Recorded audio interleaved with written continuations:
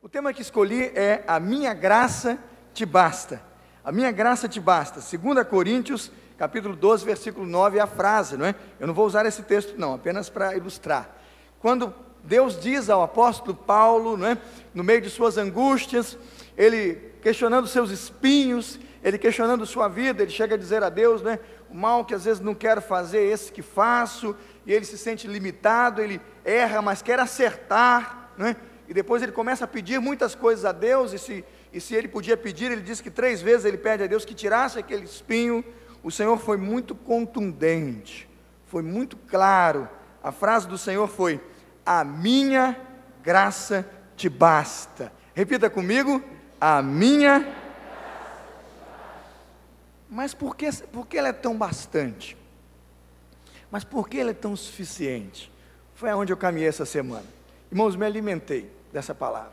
Como eu sobrevivi com ela, e como me alegrei com ela. A minha graça te basta. E eu não peguei uma exposição da graça em Efésios, me perdoem se não fiz isso. Eu não peguei uma exposição da doutrina da graça, eu não fiz isso. E não é sobre a doutrina da graça que eu vou pregar, mas eu quero pregar sobre essa coisa graciosa que é a salvação, que me alcança e me faz suficiente. Eu me sinto bem porque sou salvo, e essa salvação me faz ser feliz porque sou salvo. Amém, irmãos?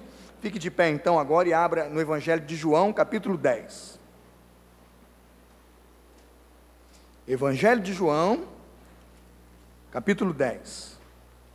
Agora chegamos ao texto. Esse texto do bom pastor, ele traz na sua essência, no seu conteúdo, na sua exposição, uma parábola que Jesus conta a respeito do pastor e das suas ovelhas. E com esta parábola do bom pastor, a graça de Jesus invade mesmo. Ela toma a nossa vida e nos faz alegrar o coração. João capítulo 10, de 1 a 15. João 10, de 1 a 15. Se o irmão achou, diga amém. Eu vou pedir que aqueles que têm a edição revista e corrigida, leem alternadamente comigo. Eu vou ler os versos ímpares, e eu peço a você que leia o verso par. E nós vamos de par ou ímpar, não é? Até o final, no versículo 15, leitura bíblica alternada. Leamos. Na verdade vos digo que aquele que não entra pela porta no curral das ovelhas, mas sobe por outra parte, é ladrão e salteador.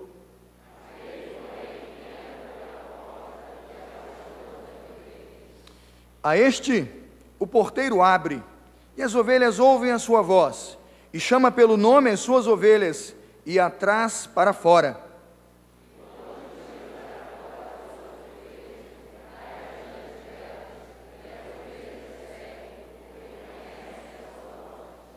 Mas de modo nenhum seguirão o estranho, antes fugirão dele, porque não conhecem a voz dos estranhos.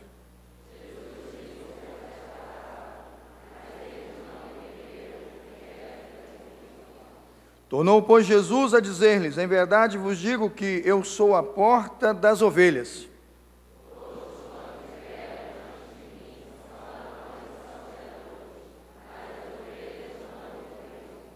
Eu sou a porta. Se alguém entrar por mim, salvar-se-á, entrará e sairá, achará pastagens.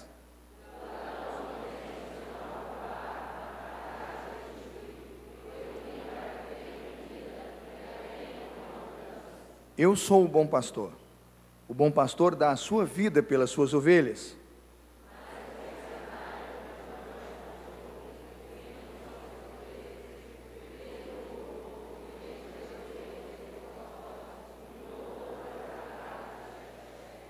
Ora, o mercenário foge porque é mercenário, e não tendo cuidado das ovelhas.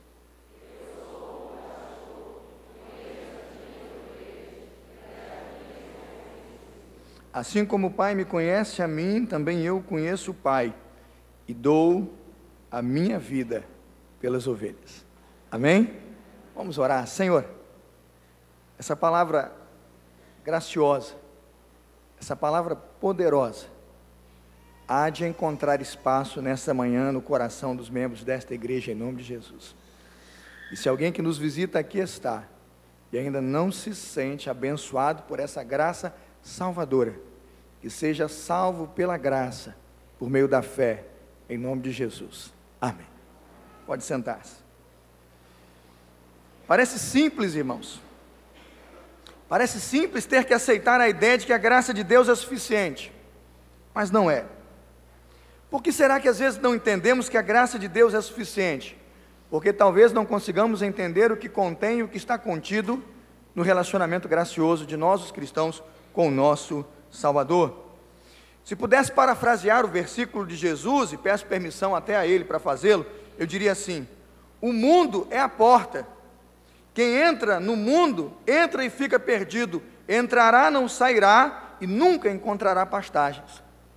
O que Jesus, na verdade, faz com esse versículo, ao traduzi-lo na visão totalmente diferente do que disse aqui, é que ele é a porta. Ele diz: quem entra por mim, entra e sai e encontra alimentos.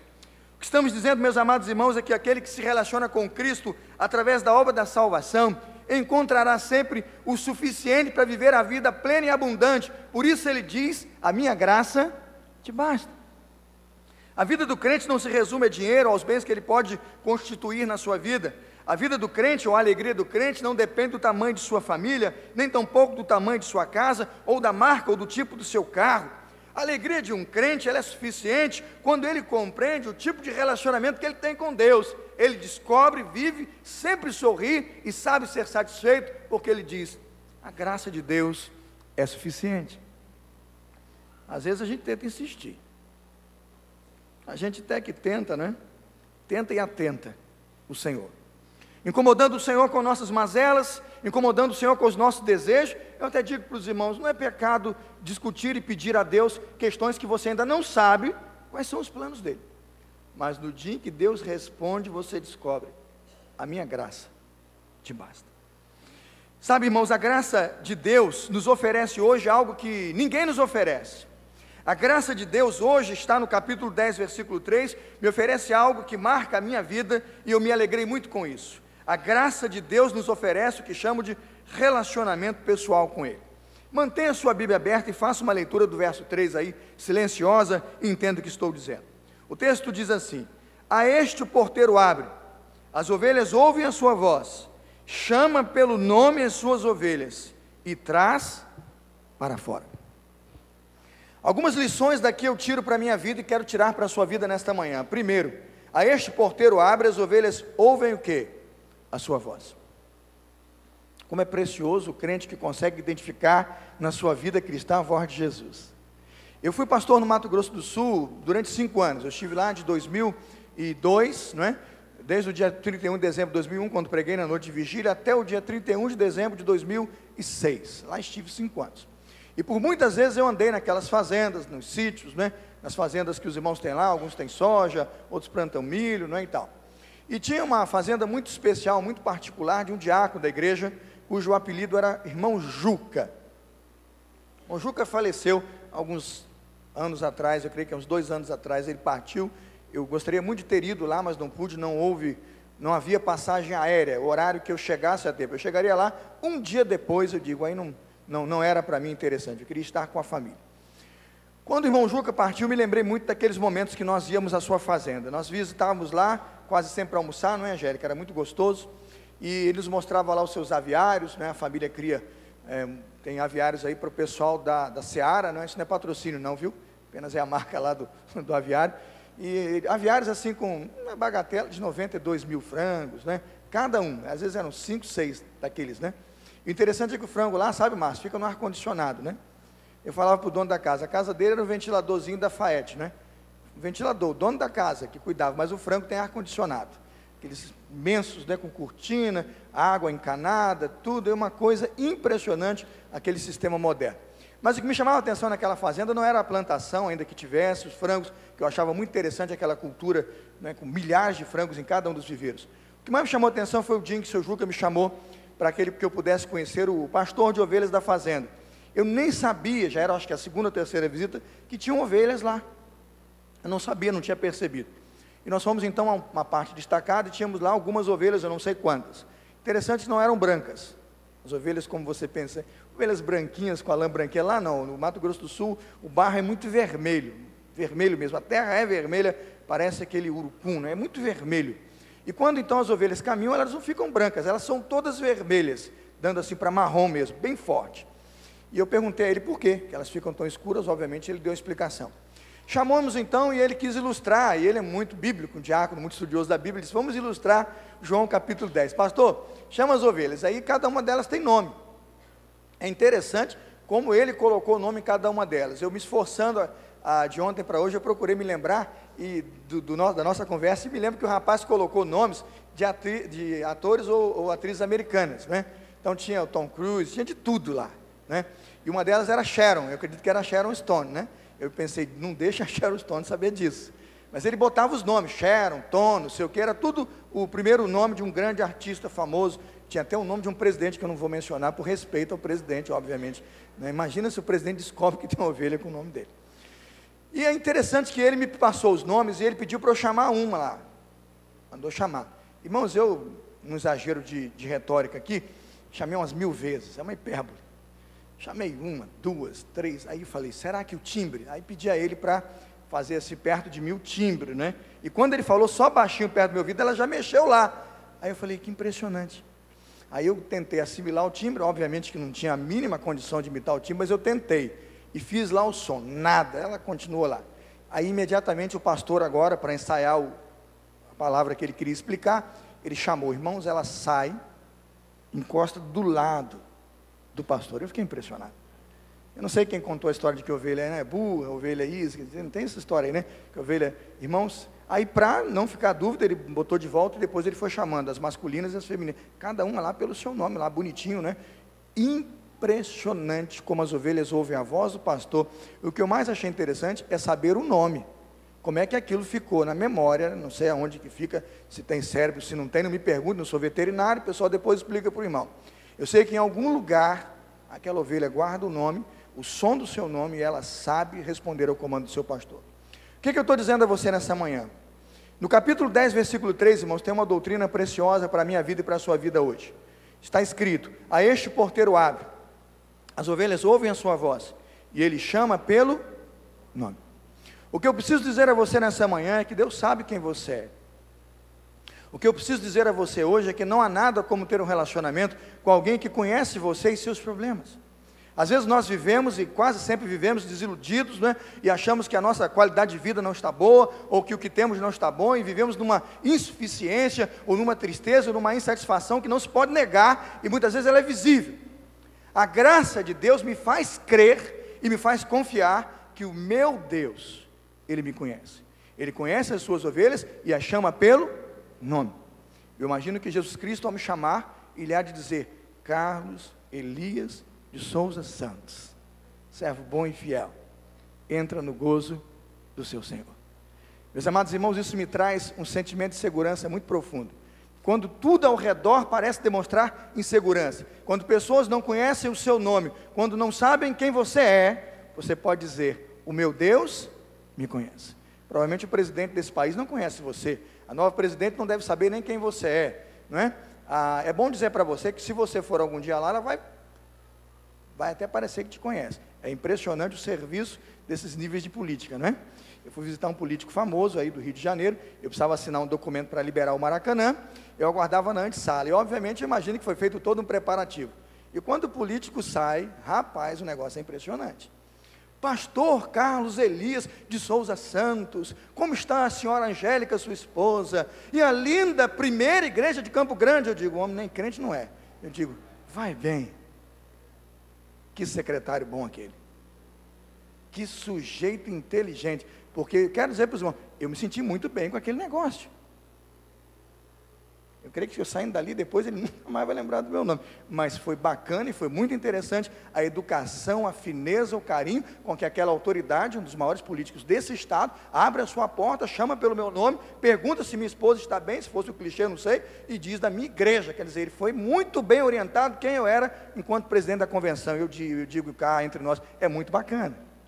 Se você, ao ver uma cena daquela, se sente assim, abra parênteses. Ele trabalha ali no 4º, 5º andar ali, né, do centro da cidade. Eu queria pensar para você, e quem mora lá na cobertura? Aquele que mora lá em cima das alturas. Irmãos, esse sabe tudo. Ele sabe o meu nome, meu CPF, o número do meu sapato, tamanho do cinto, quando aumenta, quando diminui a cintura, Ele sabe tudo. O meu Deus conhece todas as minhas características, Ele sabe minha intimidade quando estou no banho. Eu posso louvar a Deus e dizer, dou graças a Deus, porque se um cara que trabalha no 7º andar como político aqui no país me conhece, eu louvo a Deus porque Deus me conhece, amém, irmãos? Por isso eu posso dizer, a minha graça te basta. Deus me chamou para ter um relacionamento pessoal com Ele. Em segundo lugar, a graça de Deus nos oferece segurança para tomarmos decisões e escolhas certas. Veja o versículo 4 agora, e entenda a importância desta doutrina e disso na sua vida. João capítulo 10, versículo 4 diz assim: e quando tira para fora as suas ovelhas, eu quero esta frase, leia comigo esta frase, e quando tira para fora as suas ovelhas, que frase vem agora, irmãos? Vai adiante delas. Eu não sei que conversa é essa que dizem que Deus anda atrás, né? Deus chega atrasado, ou aquele negócio, tem muita conversa torta por aí, e tem muita doutrina esdrúxula por aí. Versículo 4 diz assim: e quando tira para fora as suas ovelhas, vai adiante delas, e as ovelhas fazem o quê? O seguem. Já andou atrás de um líder que guia você numa missão, por exemplo? Já andou? O pessoal que é militar já andou, né? O líder vai na frente, o chefe da esquadra vai na frente, não vai, Davi? E quando o cara é bom, você se sente bem, não é? O camarada é bom. Eu andei com um capitão muito fera, capitão Adailton, lá do exército. O camarada usava um facão do lado direito, um facão do lado esquerdo, as beretas lá e tal, e aquele homem com aquele facão, eu falei que nunca use aquele facão contra nós, porque se usar, irmãos, nós entramos na mata fechada, eu estava ali em Barão do Juparanã, fazendo exercício para SUOPS, Subunidade de Operações Especiais, onde nós fomos treinados para realizar a UOPS, Unidade de Operações Especiais. Nós estávamos sendo treinados para participar do maior treinamento do Exército Brasileiro ali na região de Barão do Juparanã, que é formar uma grande unidade de operações especiais no exercício de guerra. O capitão me entra no mato, um mato cerrado ali na região da Serra da Concórdia, aquela região ali, frio. O homem pega aquelas katanas dele, aqueles facões dele, e ele começa, pá, pá, pá, pá, embaixo e em cima. Eu sei que, irmãos, aonde aquele homem passa, fica um túnel. E o último soldado passa ligeiro, folgado, porque o capitão já foi na frente. Ele deveria, e muitos instruiriam que ele deveria deixar a turma se arrebentar por ali, né? Se ele fazia um trabalho seguro, porque ele dizia, se o meu pelotão, e se nós não chegarmos em segurança, nós não temos condição de cumprir a nossa missão. Era a filosofia dele. Ele levava a tropa dele em segurança, todos sem um arranhão, para que na hora do exercício, aí sim, nós pudéssemos dar o nosso melhor e vencermos. E nós fomos o campeão daquela unidade. Nossa tropa ganhou todas as atividades, porque aquele homem era um líder como eu nunca vou me esquecer. Um líder espiritual, um líder formado, sabia o que fazia. Eu olho para esse texto, irmãos, e entendo muito o que Paulo agora teve que entender. Depois de conduzir para fora todas as que lhes pertencem, todas as que são sua propriedade, ele vai o quê? Adiante delas. Jesus, irmãos, ele abre portas para nós. Por isso, sabe, foi João, quando na revelação do Apocalipse ele disse, a porta que Deus abre, mas a porta que Deus fecha, o que está na Escritura? Ninguém abrirá. Se você tomar decisões erradas, eu quero dizer para você o seguinte, a culpa é sua, única e exclusivamente sua. E se você tem feito coisas erradas na sua vida em termos de escolha e decisão, absolutamente o erro tem que ser atribuído somente a você, porque Deus não pode estar agindo com você, porque a Bíblia diz que aqueles que são dele, ele vai com eles o que? Vai adiante deles. Se nós tivermos a ousadia e a coragem de submetermos nossa vida à direção de Deus, a palavra nos diz que ele vai adiante. É preciso então confiar e entender que esta graça é para ser vivida como crentes hoje, quer seja numa negociação de banco, numa compra de carro, numa venda de casa, o que você for fazer, Jesus Cristo diz, sem mim, nada podeis fazer. Ué, mas se ele foi à frente, por que deu errado? Ele não foi à frente. Jesus não vai à frente para se equivocar, ele não vai à frente para levá-lo para o lugar errado, ele vai à frente para abençoá-lo, amém, irmão? Então você deve hoje entender que o seu relacionamento com Deus o faz ser propriedade dele, e o faz sentir-se seguro a ponto de reconhecer que eu só vou onde Jesus quer que eu vá, e eu não ando na frente, eu ando atrás de Jesus, amém? Nunca faça nada sem orar, nunca faça nada sem ler a Bíblia, nunca faça nada sem antes consultar a quem? O Senhor, porque se Ele está adiante, Ele vai preparar o seu caminho, Ele vai preparar o caminho da sua casa, Ele vai preparar o caminho da sua vida. E se seu filho não está fazendo isso, lê esse versículo com ele. E se seu filho e sua filha estão atropelando a sua vocação, o seu concurso, a questão do vestibular, lê esse versículo com eles, faça-os retornar, faça-os dar um passo atrás, para que com Jesus eles possam dar uns 10 à frente, porque enquanto eles forem na frente, eu vou dizer para os irmãos, Jesus não vai sair correndo atrás de ninguém não. O que Jesus fez, Ele já fez, Ele já desceu aqui e já nos resgatou, já nos comprou com o seu sangue. O que Ele fará hoje? Ele espera que nós o obedeçamos, e Ele espera que como ovelhas obedientes, nós andemos o quê? Atrás dEle, porque atrás de nós, Ele disse no Salmo 23, a bondade e a misericórdia me seguirão o quê? Todos os dias da minha vida, e habitarei na casa do Senhor por longos dias. Gosto do Senhor Jesus, quando no capítulo 10, versículo 28, deixe-me conferir, ele diz assim, capítulo 10 de João 10, 28, ele diz assim, dou-lhes a vida eterna, nunca hão de perecer, e ninguém o quê? Ninguém as arrebatará da minha mão. Ilustração para isso, eu tenho uma ilustração muito boa. Fico pensando em alguém que tem alguma coisa na mão e que você não consegue tirar. Eu não sei se você tem essa experiência, eu já tive um tio assim. O tio Antônio Batista, ele era caminhoneiro, talvez até a filha esteja assistindo, a Eveline, se estiver, ela vai atestar aí, a Eveline lá de Macaé, de vez em quando ela assiste o culto aqui, meus parentes em Macaé. Eu era muito garotinho, tá, para os 7, 8 anos, o Emerson, o meu primo, o irmão da Eveline, tinha a mesma idade que tenho hoje, nós éramos primos da mesma idade, e por isso nos dávamos muito bem, atuávamos na mesma frequência. E quando em vez eu ia para a casa do Emerson, para dormir lá, ficar lá com a vovó, com o vovô, eles moravam no fundo da casa de meus avós. E o tio Antônio Batista era caminhoneiro. Ele era o único membro de nossa família que não era crente. Nunca foi à igreja, importante dizer, ele se morreu sem ter entrado numa igreja. Ele não ia à igreja, não frequentava os cultos, ele não era uma pessoa convertida. Nem por isso estou dizendo que ele não era uma pessoa boa, não é isso que estou dizendo. Mas sempre carinhoso, com seus filhos, com sua esposa, viajava como caminhoneiro, voltava das viagens, estava em casa com sua família. Uma coisa que me impressionava é que ele gostava de brincar conosco, que ele era muito forte. Ele trocava os pneus do caminhão pessoalmente. Ele agarrava aquelas rodas do caminhão, botava na cabeça, né? Aquela roda enorme, jogava por cima. Ele sempre amarrou as cargas dele, sempre lidou com aquele caminhão como sendo a casa dele. Muito forte. Ele era muito grande e muito forte. Coisa que ele gostava de fazer quando nós pedíamos dinheiro, né? Ele dizia, o que você pegar, você leva. Achava aquela brincadeira horrorosa, mas era a única chance de pegar dinheiro dele. Aí ele botava assim, umas moedas e uma nota na mão, e trancava, irmãos, imagine que a mão dele dá umas 4 da minha, então vamos juntar. Eu, exagerando bem mesmo, ele era muito grande, mão enorme. Aí quando ele abria aquela mão enorme, que dava umas 4 da minha, ele botava a nota e fechava, e botava o braço assim para frente, e dizia, se tirar, leva. Aí o primeiro e o Emerson, que era o filho, né? Aí o Emerson travava os pés assim na mão dele, não é? Botava os pés, fazia aquela tesoura, né? Aí girava na mão, e a mão dele não mexia, irmãos, o Emerson já era grandinho, e a mão do homem nem mexia, nem abaixava, e aí ele tentava, e beliscava, fazia cócegas no pai, nada. Aí ele falava assim, aí ele me chamava de Carlinhos, Carlinhos, vai tentar? Eu falei assim, eu nem tento. Até que depois de muito insistir, por algum motivo, que eu percebia que ele fazia assim, frouxava o cantinho, caía lá naquela época eu não sei, mas R$1, né? Uma moedinha lá, era aquilo. Ele estava para comprar muito mal um pirulito. Eu falei, pão duro, né? Mas o exemplo ficava, a capacidade que ele tinha de reter aquilo que estava na sua mão. Eu digo para os irmãos, se um homem, da nossa estrutura, da nossa realidade, consegue impor a uma criança o que está nas suas mãos, ninguém tira, entende o que eu estou dizendo? Eu pergunto para você, quando Jesus Cristo diz isso aqui, capítulo 10, versículo 28, eu dou a vida eterna, nunca hão de perecer, e ninguém arrebata da minha mão. Você crê nisso? Diga amém. É isso que eu creio.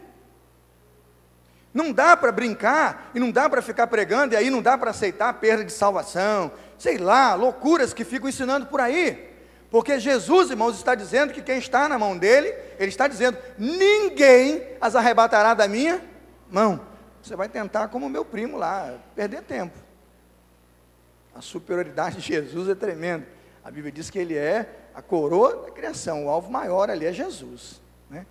gerado para nós, como presente de Deus a nós, ao nosso povo. Um homem que habitou entre nós para nos abençoar. É Jesus. Ele agora na eternidade é Deus. Está na mão dele. Vai sair, irmão? Diga assim: a minha graça te basta. Terceiro lugar, a graça de Deus supre todas as nossas necessidades mais legítimas. Veja o versículo 9 do Evangelho de João, capítulo 10. João, capítulo 10, versículo de número 9. Eu sou a porta, disse Jesus. Se alguém entrar por mim, salvar-se-á. Entrará e sairá. E achará o quê? Primeira coisa que digo, irmãos, a graça de Deus é maravilhosa, porque a igreja e a graça não é um cativeiro. Capítulo 10, versículo 9 diz assim: salvar-se-á, olha o que é salvação, eles entrará e sairá. A desculpa da juventude hoje não vir para a igreja, porque a igreja é um cativeiro, a igreja é uma prisão, a igreja do não pode. Não é isso não. A igreja provavelmente é o lugar do não deve. Todas as coisas nos são lícitas, mas nem todas as coisas nos convêm. E nós não nos deixamos dominar por nenhuma delas. Amém? A igreja não é um cativeiro. Quem entra por Jesus, quem vive da graça de Jesus, a palavra diz: entrará e sairá. A porta está aberta para quem entra e para quem sai. A liberdade, sim. Você pode decidir, você pode escolher. É isto que é graça, é isto que é ação. Você vai viver debaixo da unção e da direção de Deus quando decidir ficar, entrar ou sair. Agora a última frase me chamou a atenção. Versículo 9. Achará o quê? Pastagem. Uma das coisas que eu não gostava no Seminário do Sul, vou abrir um parênteses, eu queria que o Leonardo e a turma do Seminário do Sul está aí. Tem coisas que a gente não gosta no seminário. Há brincadeiras que a gente não gosta, há pessoas que usam de certas estratégias que a gente não gosta, e aquilo eu não gostei. Eu não tinha nada contra o banho, né, Gério? Nada, eu só não gostava de tomar banho, mas eu não tinha nada contra quem tomava o tal do banho lá. Quando você chega no seminário, tem que vir alguém e batizar você. Como é que funciona? Você tem que se ajoelhar e alguém joga um balde de água. Aí você está assim, apadrinhado, né? O batismo do seminário é um batismo mais decente. Nas universidades o pessoal raspa o cabelo, joga ovo podre. No seminário havia uma exigência mínima, era tomar um balde de água. Eu tomei a minha baldada de água do Elton Rangel Júnior, filho do pastor Elton Rangel, missionário da Espanha. Fiquei feliz porque foi o Juninho que me batizou. Falei: está tranquilo, Juninho. Ajoelhei, tirei a carteira, ele deixou tirar tudo. Bonzinho, tirei carteira, molhou aí, jogou o balde. Falei: está satisfeito, Juninho? Agora está satisfeito. Falei: tá bom. Mas uma das coisas que eu não gostei no seminário, eu me lembro que nós estávamos lá entrando para como chama? Aula magna, né, gente? E nós entramos para a aula magna, eu levei uma Bíblia bem grande, primeiro mexeram com a minha Bíblia grande, isso aqui, espada grande, é essa aí do calouro, já não gostei, mexeram com a minha Bíblia. Mas no segundo momento que eu achei ruim é que eles ficaram cantando assim: dá-lhe os pastos, e jogavam grama para nós, aí eu não gostei. Fui lá no doutor Benedito e falei: não gostei não. Pega o negócio, dá-lhe os pastos, eles imitando a melodia, e jogaram grama. Aí eu soprei a grama e disse: isso aí não está certo não. Não sei se tem ainda isso lá, não sei se acabou, eu espero que não tenha não, né, Leonardo? Se converteram, né? Graças a Deus. A coisa aqui é séria, que às vezes a gente pensa que é brincadeira, a coisa é séria. Achará o quê? Pastagem. Isso aqui não é grama. Isso aqui não é capim. Tiririca já tem lá, até na Câmara Federal tem tiririca agora, não é isso não. Sei que tiririca estava só em Jardim, viu? Agora tem até no Palácio do Governo lá. Tiririca é coisa terrível. Isso aqui não é grama não. Isso é tudo o que você precisa. Alimento.